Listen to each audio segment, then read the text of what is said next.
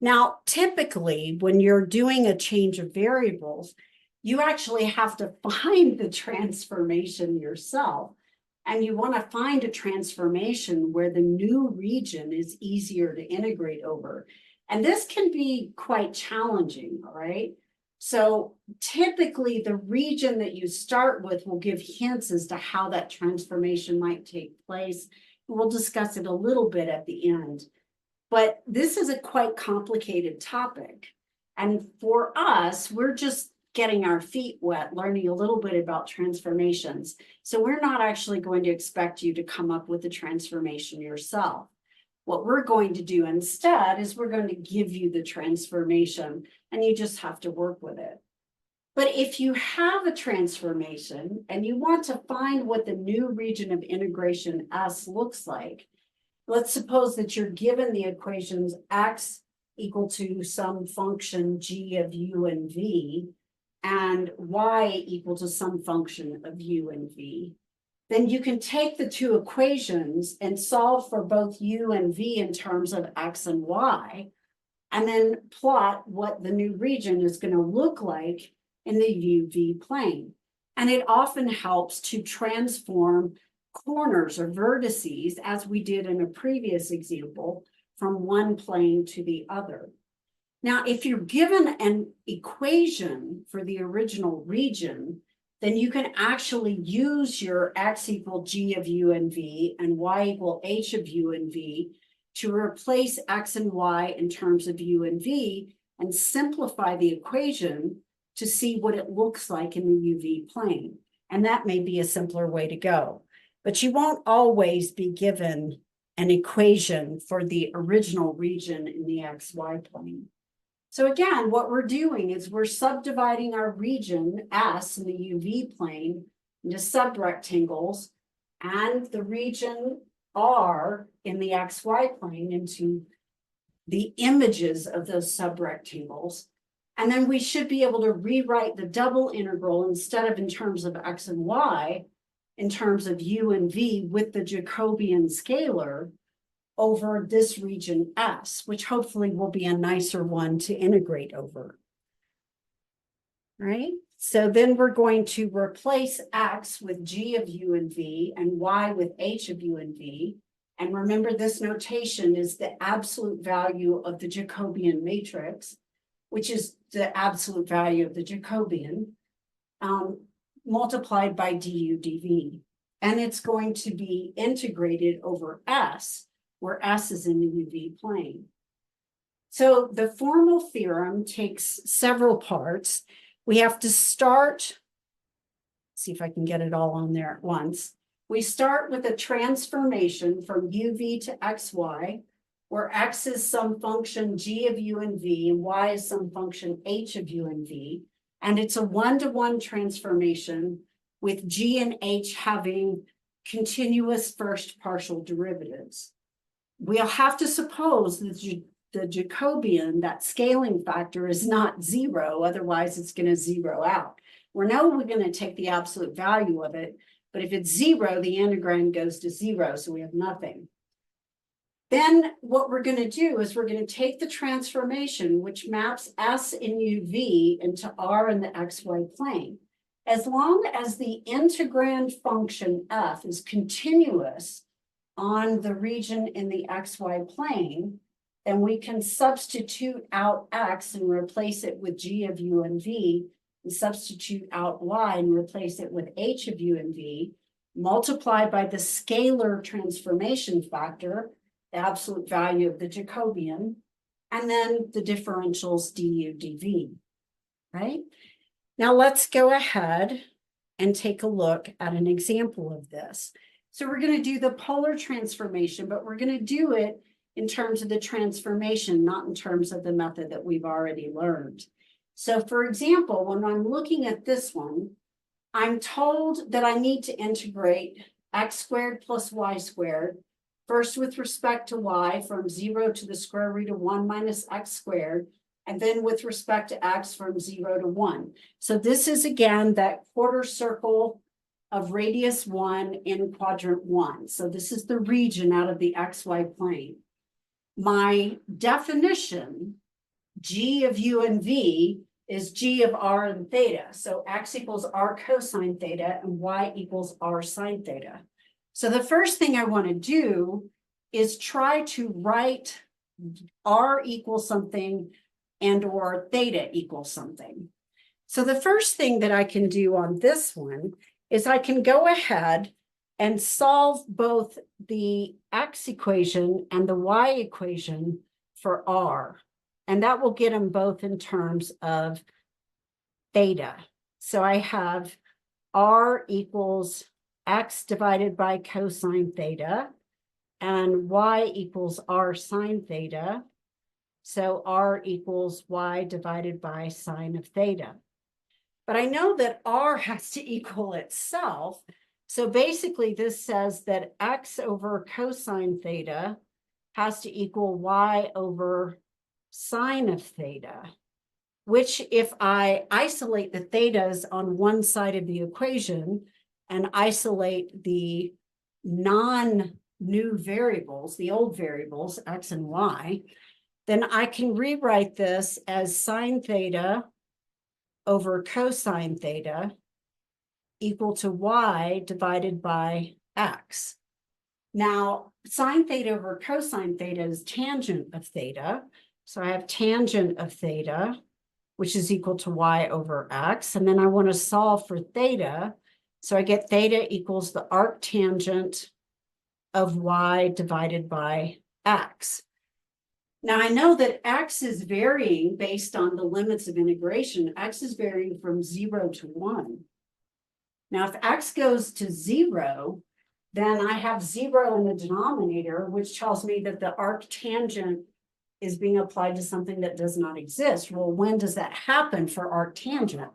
That happens at pi over 2. So that's one possibility. And then it could be some non-zero number between 0 and 1. What about the Y value? What is Y going to vary between? Well, Y is going from 0 out to the value on that quarter circle, which means that Y takes on all the values between 0 up to 1 as well. So the maximum value that I can get for Y is going to be 1, and the minimum value is 0. If the Y value is 0, but X is not 0, then the angle whose tangent gives me 0 is 0. So this is telling me that theta has to vary between pi over 2 and 0, right? And it's going to go in between those values right there.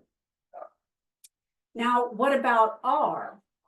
Well, if I think about R, I've got R equal to X cosine theta and R equal to Y sine theta. There's really not a way to get everything out of there. But if I look at the X value and I think about what happens with X, X is varying from 0 to 1. And cosine, well, cosine varies from -1 to 1. But in this case, I'm only looking at the region between 0 and pi over 2, which is in quadrant 1. So cosine is going to be positive. And if cosine is positive and X is positive, then the maximum that cosine can take on is 1, and the maximum X can take on is 1.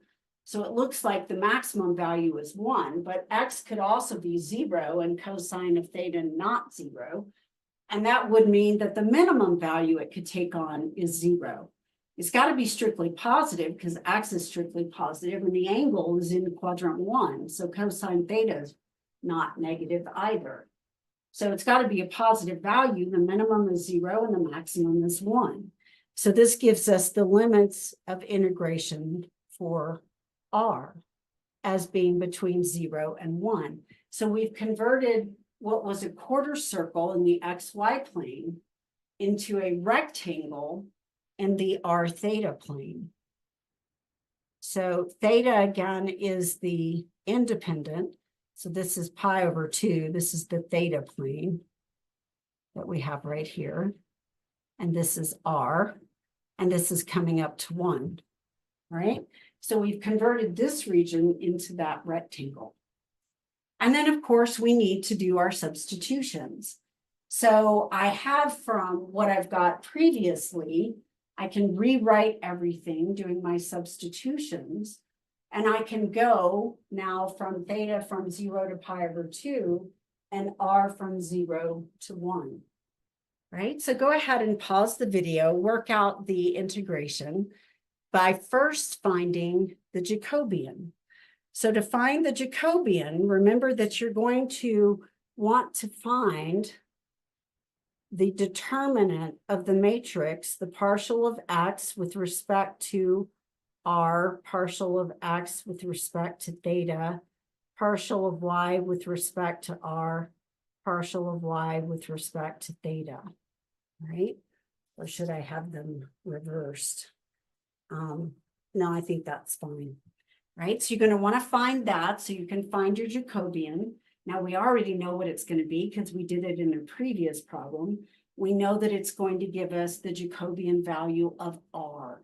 And r is going to translate dx dy into r dr d theta. So go ahead and pause the video to work out the rest of the integral, then turn the video back on and we'll compare our results. So I went ahead and recomputed the Jacobian just so you could see that it does turn out to be r. And then I have to convert the integrand. Now we know that x squared plus y squared is r squared. But again, if it's not something simple like the polar conversion or transformation, then you will have to replace x with whatever that function of u and v is and y with its function of u and v. In this case, x is r cosine theta, y is r sine theta, square each one, which gives me r squared cosine squared plus r squared sine squared, which just becomes r squared. And then I have the Jacobian and then the two differentials, dr d theta.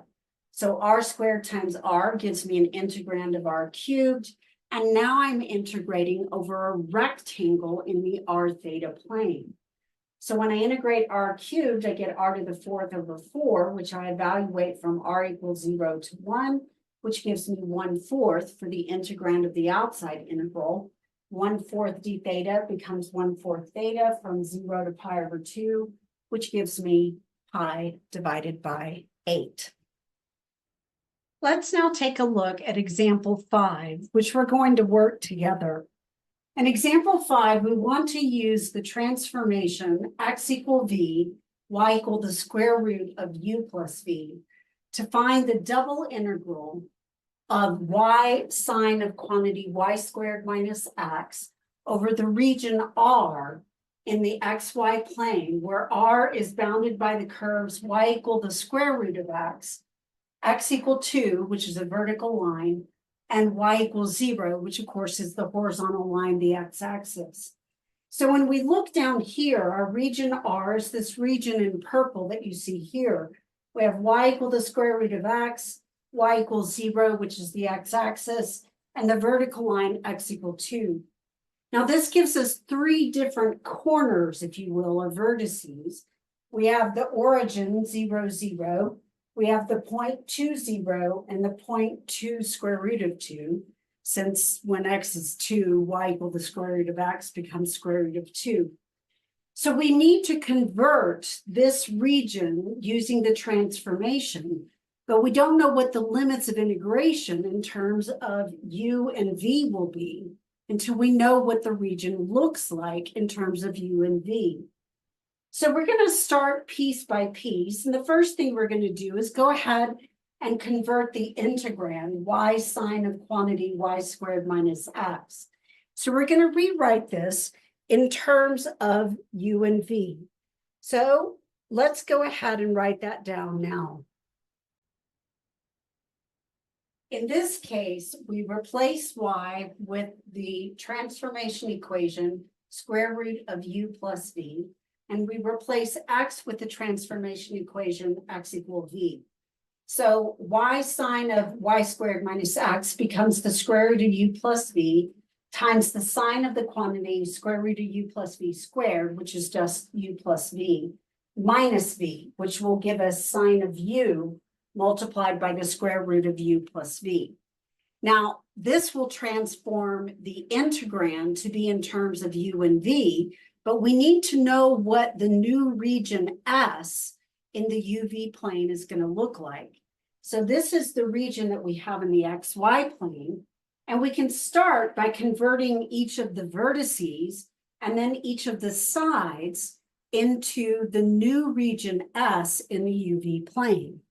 So we're going to go ahead and start doing that by converting each of the ordered pairs and each of the sides.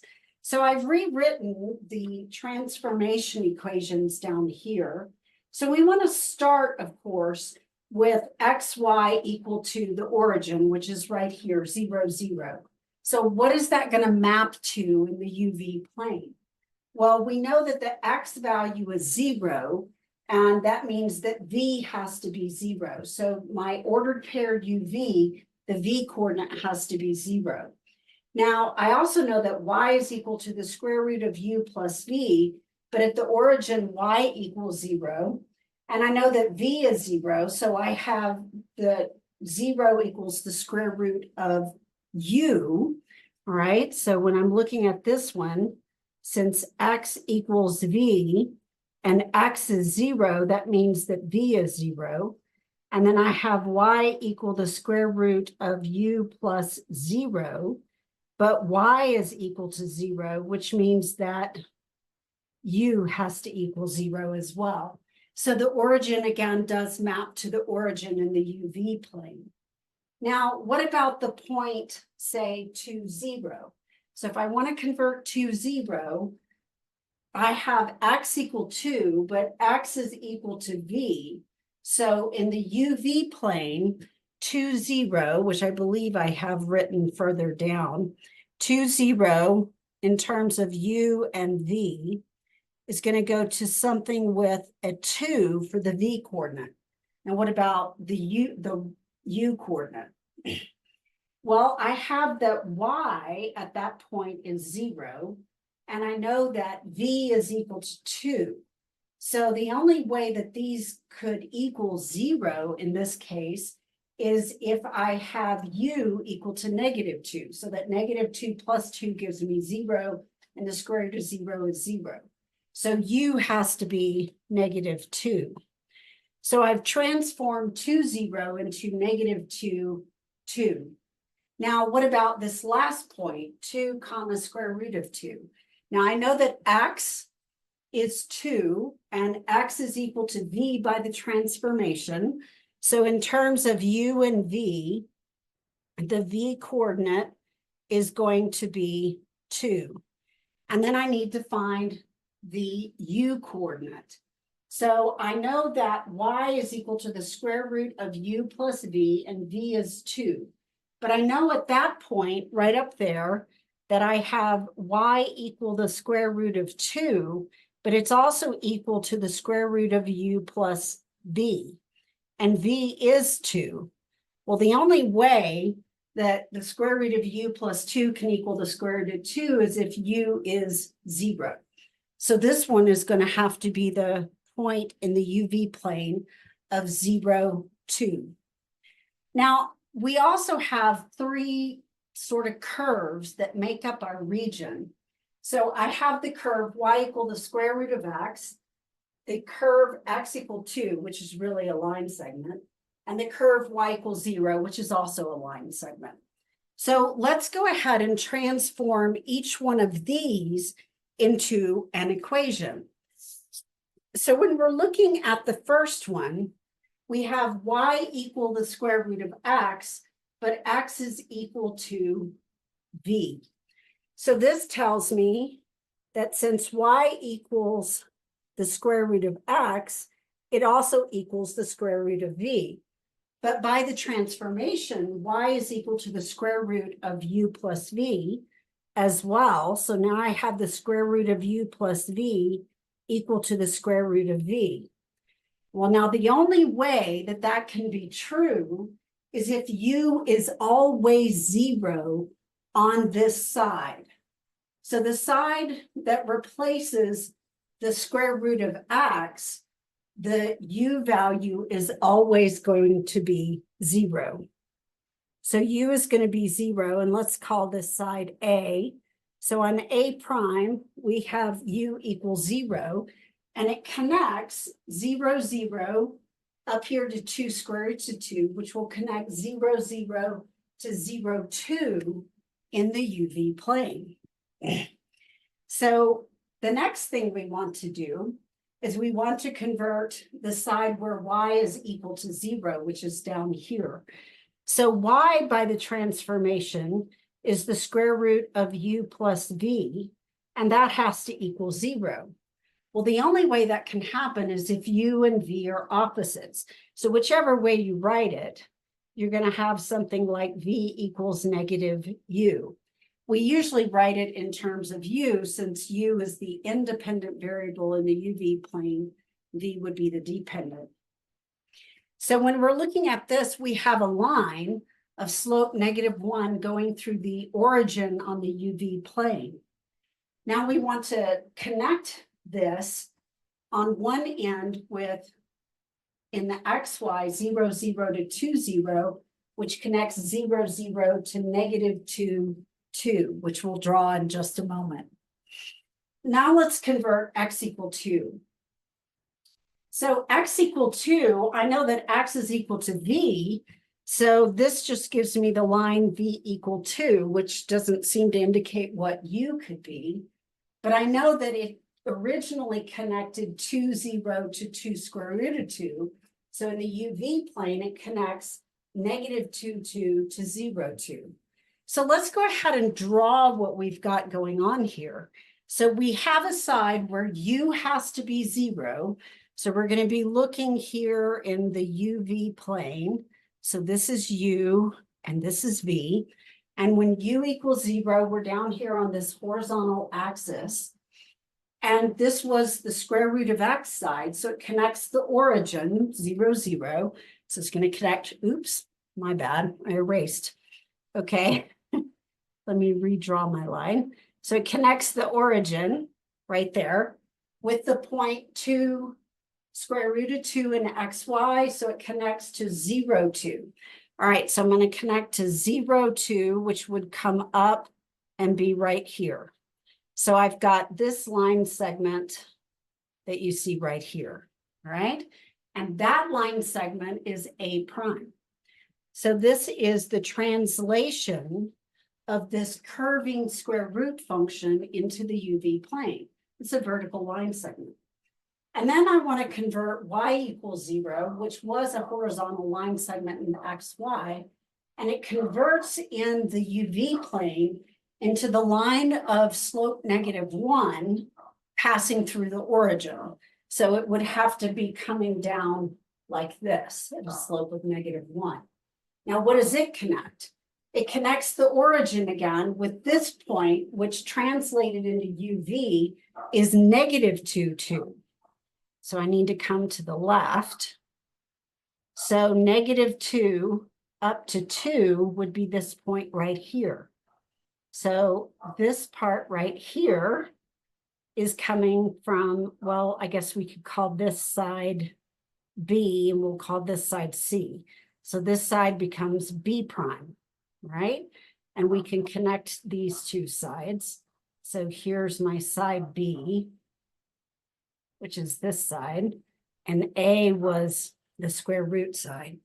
And that leaves us one side left to connect, which we know that the equation, since x equal 2, it converts to v equal 2, which is just a horizontal line where v is always 2, but it has to connect the translation of the point 2, 0 to the translation of the point 2, root 2. So it connects -2, 2 to 0, 2. So it connects these 2 points right here. So I can connect these in blue. So this is this one right here, and this becomes my point C prime. So I've translated this purple section here in the XY plane into this right triangle in the UV plane. Now, in order to integrate it, to find the limits of integration, I need to find the upper and lower function for V, and then it looks like U is going to vary from -2 to 0. So my limits of integration for u are definitely going to be -2 to 0. And for v, on the top, it's always 2. That's the blue C prime side. And on the bottom, it's going to be this purple line, of course, which is v equal to -u. So on this side, it goes between -u and 2. So this gives us the translation that we have, and we can see the mapping of it right here. You can see that I've drawn it for you right there. And so it's exactly what we expected it to be based on our transformation. And now all we need to do is to set up the integral. So when we set up the integral, remember, we're going to use our new integrand, and we're going to use our new limits of integration. And we need one more piece. And that piece is the scaling factor, because I've translated from a region in the XY plane with its own area and lengths into a region in the UV plane with a different area. So I need a scaling factor to make the differential for dA be the same between the two different planes. In other words, I need the Jacobian. So now we're going to go ahead and find the Jacobian. All right. So when we find the Jacobian, I've gone ahead and recopied down the transformations here. So I'm going to use the second version. So I need the partial of x with respect to u first. So this is going to give me 0. Since x is equal to v, it doesn't depend on u. The partial of x with respect to v is 1. The partial of y with respect to u is, well, it's more complicated. It's the derivative of a square root. So I'm going to get 1 over 2 the square root of u plus v, and then times the derivative of u plus v with respect to u, which is going to be just 1. And then I need to find the derivative, partial derivative of y with respect to v, which is going to give me essentially the same thing again. 1 over 2 square root of u plus v. And I need to find out what the Jacobian is, so what this is going to look like. Now I take the product of the major diagonal and subtract the product of the minor diagonal. And when I'm done, of course, I want the absolute value of it. So the major diagonal gives me 0, and the minor diagonal gives me 1/2 1 over the square root of u plus v. And then, of course, I need the absolute value of that. So when I compute the determinant of the 2 by 2, I get a negative 1 over 2 the square root of u plus v. But remember, the Jacobian is representing a change in area, and area is non-negative. So we're going to take the absolute value, which becomes 1 over 2 the square root of u plus v. So now we can rewrite the integral. We're going to use new limits of integration, new integrand, multiply by the Jacobian scaling factor, and then du dv. So if you'll recall from what we did earlier on, the integrand got converted into square root of u plus v times sine of u. Then we multiply by the absolute value of the Jacobian, which is this 1 over 2 root u plus v. So the u plus v square roots will cancel, and I'll get 1/2 sine of u for the new integrand. Then I have the two differentials, du dv, and I'm integrating on the bottom from that slanted line, v equal -u to v equal 2, and on the outside from u equal -2 to u equals 0. Go ahead and pause the video while you work out this integral, and then turn it back on, and we'll take a look at the result. Once we have the integral set up and we've canceled the square root of u plus v, we get an integrand of 1/2 sine of u, first with respect to v, then with respect to u, so dv du. Now, the 1/2 sine of u is a constant as far as v is concerned, so we just get a v multiplied by that factor. We evaluate from -u to 2, which is going to give us 2 minus a negative u, or 2 plus u. Now, if I distribute the 1/2 sine of u over 2 plus u, then I get sine of u plus u over 2 times sine of u du. Now, the first term can be split off into its own integral, which gives me the integral from -2 to 0 of sine of u du, which is just negative cosine of u from -2 to 0, which I can evaluate by substituting the limits of integration in place of u. The second term has a combination of an algebraic factor, u over 2, and a trigonometric factor, sine of u. So I have to do integration by parts. So I've done the tabular method by setting the algebraic factor, u over 2, and taking the derivative until it zeroes out. So the derivative of u over 2 is 1/2. The derivative of 1/2 is 0.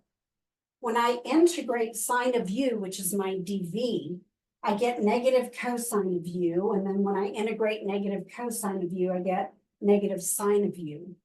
I'm going to draw diagonals one row down from upper left to lower right, one row at a time, and alternate signs starting with positive, then negative, and then the bottom row, of course, I should have a horizontal line at the bottom, but because it's zeroed out, 0 times anything gives me 0, so the integrand in the final integral becomes 0.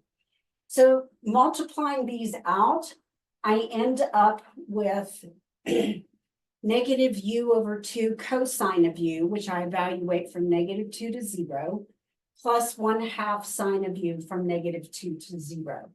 So I go ahead and substitute all of these values in and simplify. Now, the next step, of course, is going to require you to remember that cosine is an even function. So the cosine of negative u is the same as the cosine of u. So you can just drop that one out of all the cosine factors. However, sine is an odd function. So sine of negative u is negative sine of u.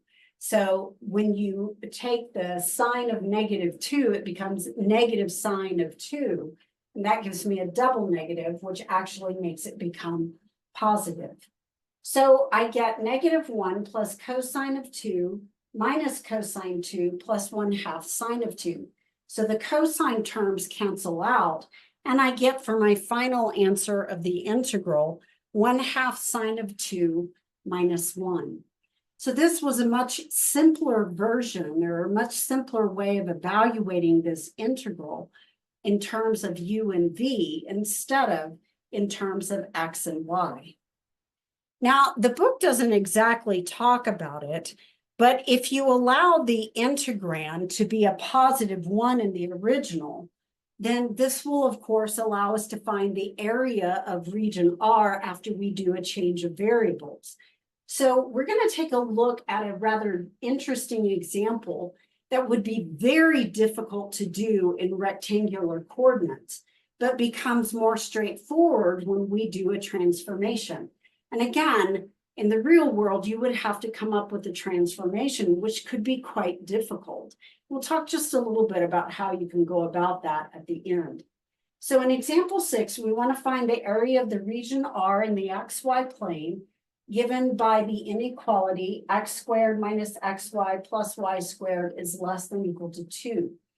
And we want to use the given transformation that x equals u times the square root of 2 minus v times the square root of 2/3, and y is equal to u times the square root of 2 plus v times the square root of 2/3. So we're given the transformation. We want to know what it looks like. So the first thing we probably ought to do is figure out what it is that we're trying to evaluate the area of. Now, to find the area, we're going to allow the integrand, the original integrand, to be a +1, but we'll still have our scale factor of the Jacobian to account for. So when we graph this one, what you end up with is an off-kilter ellipse. So it is not, the major axis is not parallel to the x-axis or parallel to the y-axis. It's off kilter. This would be very difficult to do the integration and find the area in terms of X and Y coordinates. But as you'll see, it's not as difficult when we use this transformation. So the first thing we want to know, of course, is what the new region is going to look like after we transform it from the XY, which is this off-kilter ellipse. What does it look like in the UV plane when we regraph it? So in order to do that, again, there are two ways. You can take your transformations and try to solve for U or V and then determine what happens. But in this case, we're actually given an equation.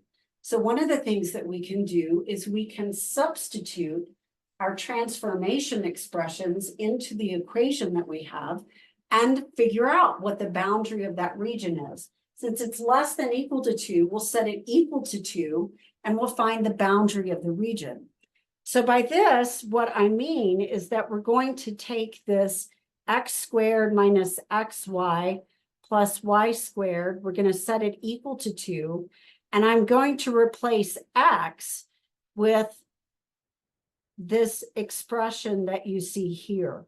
So if I want x squared, then this means I'm going to have to take u square root of 2 minus v times the square root of 2/3 and multiply it by itself. So you may want to actually come off to the side while you work out the individual parts before you put it all together. So what I recommend is that you go ahead and compute x squared, compute x times y, compute y squared, then substitute all of those expressions into the equation. So go ahead and pause the video and do just that much, and then we'll take a look at what our region looks like in the UV plane. So let's take a look and see what you got. Notice that x and y are conjugate pairs. They're identical except for the sign in the middle. So when we square them, we're going to get the same thing, but the sign of the middle term will be opposites. When we square x, we get 2u squared minus 4uv divided by the square root of 3 plus 2/3 v squared. We get the same thing when we square y, but we have a plus 4uv over the square root of 3 in the middle. When we multiply x times y, because it's a conjugate pair, one with a plus, one with a minus, the outside and inside products cancel one another, and we get the first term squared minus the second term squared. So we get 2u squared minus 2/3 v squared. Now, when we put this into our equation, x squared minus xy plus y squared equals 2, we do get quite a bit of cancellation. Then we have 2/3 v squared plus 2/3 v squared plus another 2/3 v squared gives us 6/3 v squared, or 2v squared. We also had 2u squared left behind. And this gives us 2u squared plus 2v squared equals 2, or dividing every term by 2, we get u squared plus v squared equals 1. So what we've done is we've transformed this off-kilter ellipse in the XY plane into a circle of radius 1 in the UV plane. Now, if we want to compute an integrand over this, then you know, because it's a circle, that it would actually be easier to use the polar coordinate system. I know this is like, what are we doing here? So then we're transforming from one into another. So we're transforming from XY into UV, and then we're going to transform from UV into R theta.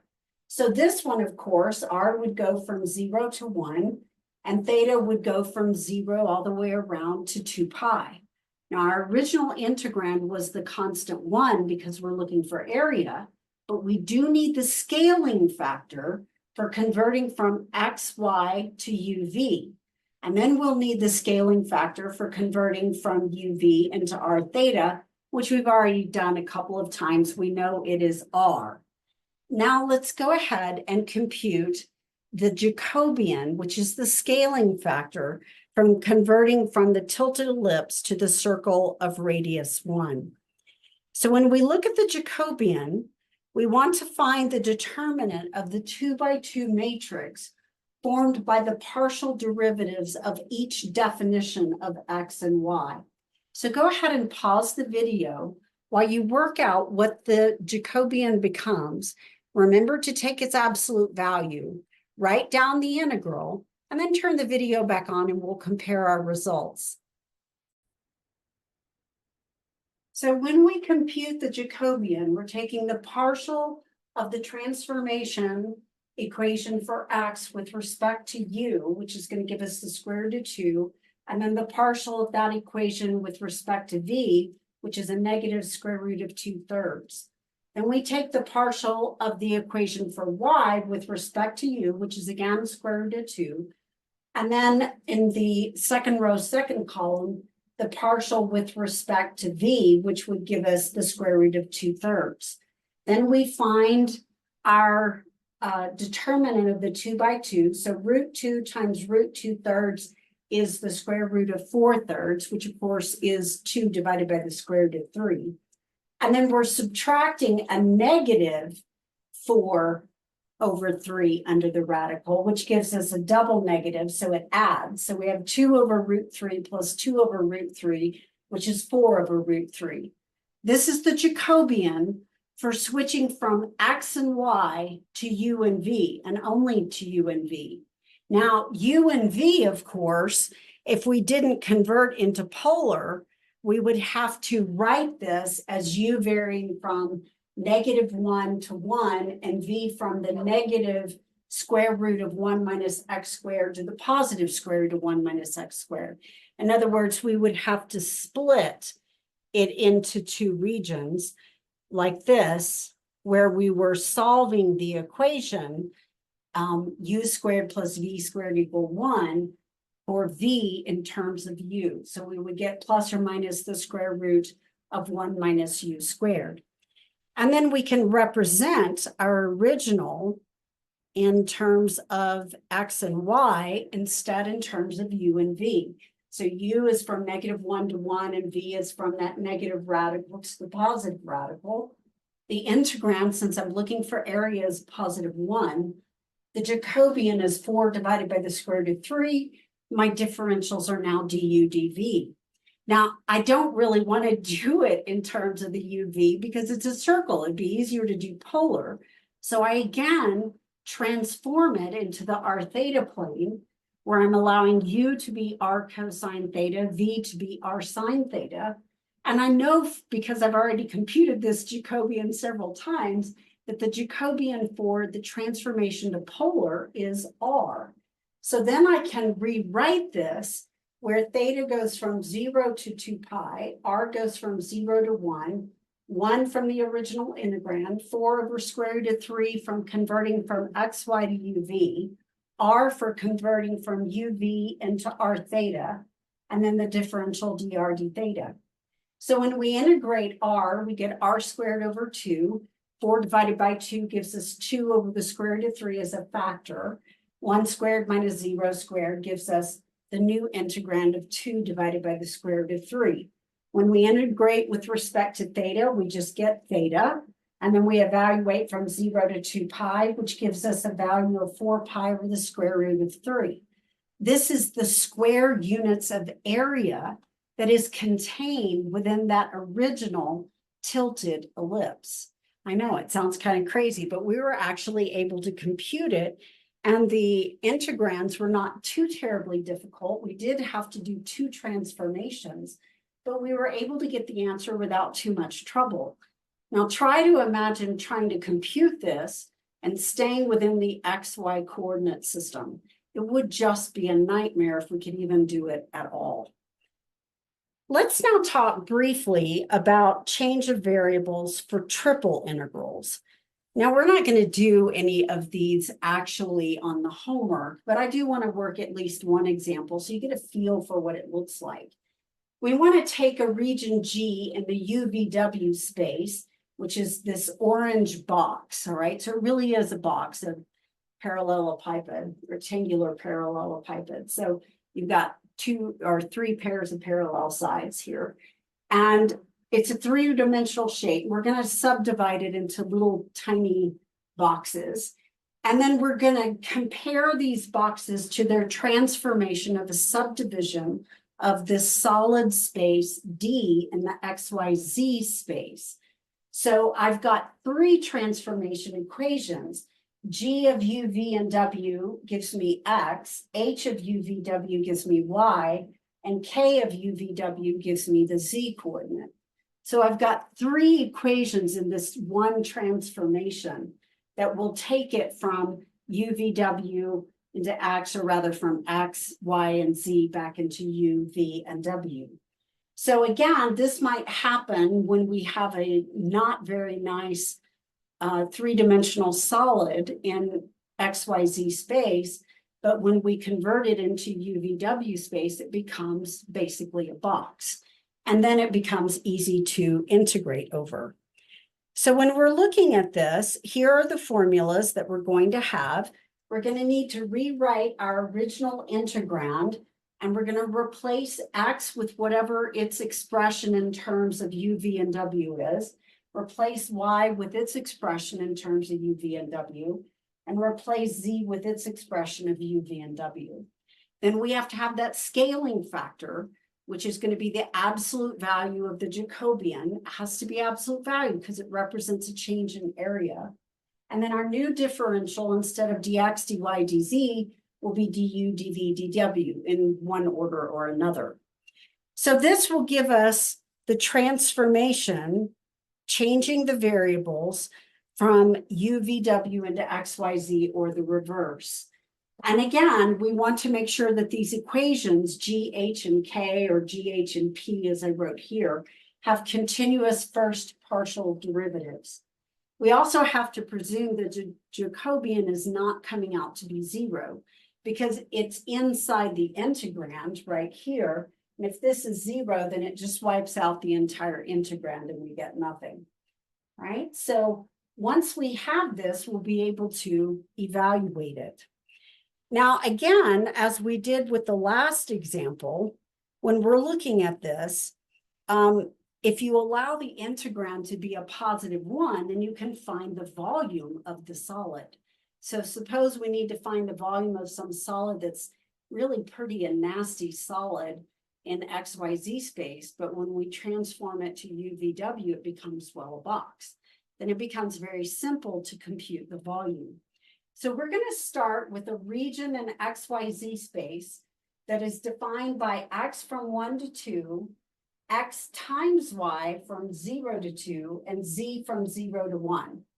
Okay, so this is, everything seems fine, and I could do it without changing variables, except for this middle inequality. I have X times Y between 0 and 2. So this rather changes things. So I know that I've got vertical lines, or planes rather, when X equal 1 and X equal 2, and I've got a plane when Z equals 0 and Z equal 1. But what's this XY between 0 and 2? What is that going to give me? So since I know that X goes from 0 or from 1 to 2, let's just play the two ends of its range in that middle one. So suppose X is 1. So if X is 1, how big and how small could Y be? To be 0, Y could be 0. And since it can't get bigger than 2, if X is 1, then the maximum that Y could be is 2. So Y could vary from 0 to 2 if X was 1. What about if X was 2? If X is 2, then 2 times something would have to give me 0. So again, Y could be 0, so same lower limit. But if X times Y gives me 2, but X itself is 2, then Y can only be a maximum of 1. So with the lower limit, it goes from 0 to 2. With the upper limit, it goes from 0 to 1. But the major range, of course, is from 0 to 2. So we want to use the transformation that U equals X, V equals XY, and W equals 3 times Z. So this is our transformation. So Y we figured out has to go from 0 to 2. And Z, of course, is given from 0 to 1, and X is given from 1 to 2. So we need to know what it looks like in the new region, all right? So what is this new region in the UVW space going to look like? So first we're going to project down into the XY plane. So we have this region where XY has to vary from 0 to 2. We know X is going from 1 to 2, and we're not looking at Z because we're projecting down into the plane. So when we look at this, if we have XY equal to some value, then we can solve for it. So if we have XY equal to 0, then I know that X is not 0 because I was told that X goes from 1 to 2. So if X times Y is 0, it has to be because Y is 0. So that means that I have a horizontal line segment projection down from my solid into the XY plane, this green line that you see here on the X-axis. Now, I also know that I have vertical lines at X equal 1 and X equal 2 corresponding to the planes X equal 1 and X equal 2. Now, what about the top of this? So what if X times Y reaches its maximum value of 2? I can solve for Y, and I get Y equal 2 divided by X. So I'm basically taking the equation XY equal to 2, which you see right here, and I'm solving it for Y. So Y equals 2 divided by X. Now you may worry, well, wait a minute, you got X in the denominator, that's kind of risky. But remember that X varies from 1 to 2, so it's never 0. So this is not a problem. Now, the graph of 2 divided by X, of course, is a part of the rational function that comes down like this and then shows up, of course, in quadrant 3 as well. So it's this purple section graphed between X equal 1 and X equal 2. This is the graph of 2 divided by X. So when I project the shadow of this solid down into the XY plane, it looks like this. So the floor is going to be when Z equals 0, which is right down here on the bottom. And the top is going to be at Z equal 1, which is up here. And then in the plane, in the XY plane on the bottom, I have Y equals 0. And on the top, I have Y equal 2 divided by X. And on the left, I have X equal 1. And the right, I have X equal 2. So now that I know what this region looks like, so I know what I'm trying to convert, what does the new region in UVW space look like? So now I've got my restrictions. X is from 1 to 2, but U equals X, so U varies from 1 to 2. XY is from 0 to 2, but V equals XY, so V varies from 0 to 2. Now the last one, Z varies from 0 to 1, but W equals 3Z. But of course you can take this equation and you can solve it for Z, and you get W divided by 3. So if Z goes between 0 and 1, then W divided by 3 goes between 0 and 1, which tells me that W is going between 0 and 3.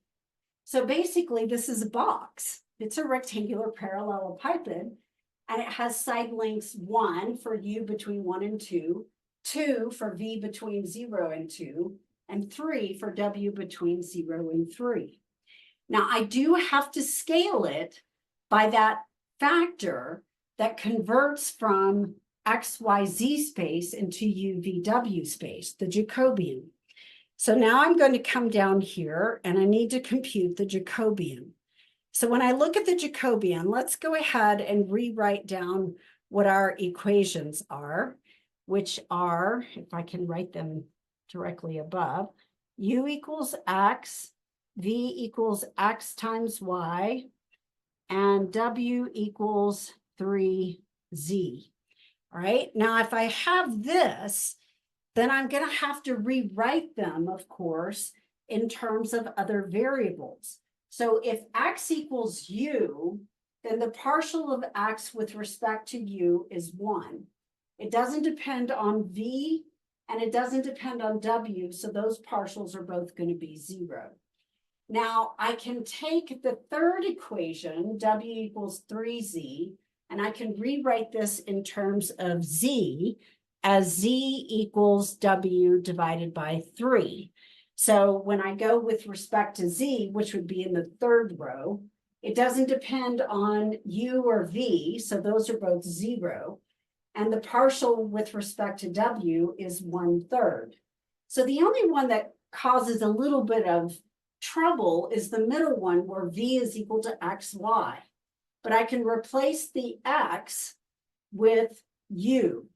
And I have from what I did earlier, or I can replace Y with V over X, and then I get V over U. So we can write Y equal to V divided by X, but X is equal to U, so I get V divided by U. So when I take the partial of Y with respect to U, then I have to think of it as VU to the -1, which is negative VU to the -2, or negative V over U squared. The partial with respect to V is just going to be 1 over U, and it doesn't depend on W, so that partial is 0. Now you can expand by whichever row or column you want to. I chose to expand by row 1 because there are 2 zeros in it. So I get the 1, which is in row 1, column 1. 1, 1 is 2, so it's positive because it's even. And then I look at the 2 by 2 matrix by wiping out column 1 and row 1. And that gives me the 2 by 2 matrix, 1 over U, 0 for row 1, and 0, 1/3 for row 2. And then when I take the product of the major diagonal minus the product of the minor diagonal, I get 1 over 3U. So this has to be my Jacobian. Now I need the absolute value of it, but remember that U is X, and X varies from 1 to 2. So U varies from 1 to 2. So it's always non-negative. So I have the Jacobian of 1 over 3U. I let the integrand be 1 to find the volume. And oops, I should have dV here. So it looks like I've got a small typo there in the notes. That should definitely be a dV. And then I need to convert from the triple integral into an iterated integral. And you can do them in any order because you're integrating over a box. I did W first. It doesn't matter because it's a box. They're all constants. You can go in any order. So I did W from 0 to 3, V from 0 to 2, and U from 1 to 2. I left the U for the end because I knew it was going to be complicated and I didn't want to mess with it. So it doesn't have a W, so that gives me 1 over 3U times W from 0 to 3, which just becomes 3. So I get 3 times 1 over 3U, so the 3's cancel. And I get 1 over U, dV du, from V equals 0 to 2, and U from 1 to 2. There's no dependence on V in the integrand, so I get 1 over U times V. Evaluated from 0 to 2 gives me a 2. And then the next thing that I'm going to get is 2 over U with respect to U, which is going to give me 2 the natural log of U, the absolute value of U from 1 to 2. Now the natural log of 1, of course, is 0, so it goes away. And I get 2 natural log of 2 for the final volume of that region that we had in XYZ space, which looks like this guy right here. So that volume is 2 natural log of 2. Now we need to say at least a few words about finding an appropriate transformation.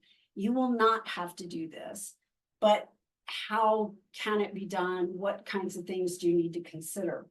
Well, first off, there are some regions or three-dimensional shapes that cannot be transformed into something simpler to integrate. So there are some that just don't transform into something simpler. So that's the first thing to realize. It can't always be done. Second off, there are sometimes multiple transformations that might take an original region, say in 2 dimensions, to give you a rectangle in some new region, but they wouldn't necessarily be the same rectangle. Different transformations would give you different rectangles with different Jacobians so that you would end up with the same result at the end. All right. Now, the easiest way to transform something is to rewrite your original equation so they have the same expression on one side of the equation. And then choose one of those to be u and the other one to be v. This would generate a rectangle as long as you had a four-sided object with two parallel sides. All right, those are the easiest ones to transform. As we saw at the very beginning, the easiest to transform into a rectangle is a parallelogram. But what if the region has four linear sides, but it's not a parallelogram? We don't have two sets of parallel sides. In that case, there are more options for u and v. And so the result is probably not going to be a rectangle, but it might be easier to integrate with. So you basically have four sides. You have four equations written in standard form. A1y plus b1x equals c1, a2y plus b2x equals c2, etc. for all four sides. And in this case, you could pick any of the left sides to be u and any of the other remaining left sides to be v.